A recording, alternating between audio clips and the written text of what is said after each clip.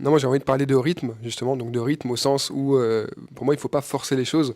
C'est-à-dire que quand on veut se lancer un peu sur les réseaux, quand on veut commencer à parler de soi, de sa marque, de son entreprise, on se dit, OK, il faut que je m'efforce à être régulier. Alors, la régularité, c'est très bien, mais il y a régularité et régularité. On peut se dire, je commence à créer un contenu par semaine, c'est très bien, c'est déjà une certaine régularité. Par contre, si on se dit tout de suite, je vais essayer de créer un contenu par jour sur tel réseau que je connais très peu, on va vite se fatiguer, on va vite perdre en inspiration, donc ça va se répercuter sur la qualité.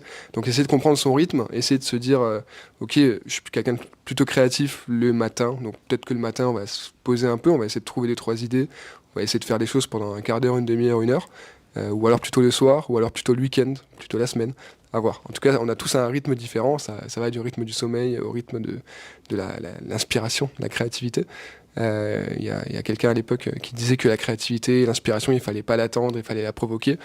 C'est vrai, mais c'est bien aussi de profiter du flow un peu, de se dire, ok, là je me sens inspiré, je vais m'y mettre. Et quand on le sent pas du tout, de pas forcément s'y mettre en fait, tout simplement, parce que sinon, ce qu'on va faire, ça va être moins bien, il va falloir repasser dessus. Et si on avait attendu une journée ou plus, peut-être que ça aurait été beaucoup plus vite, quoi. Trouver un rythme, c'est la première étape, je pense. Avec le lieu, on a déjà deux bons piliers là.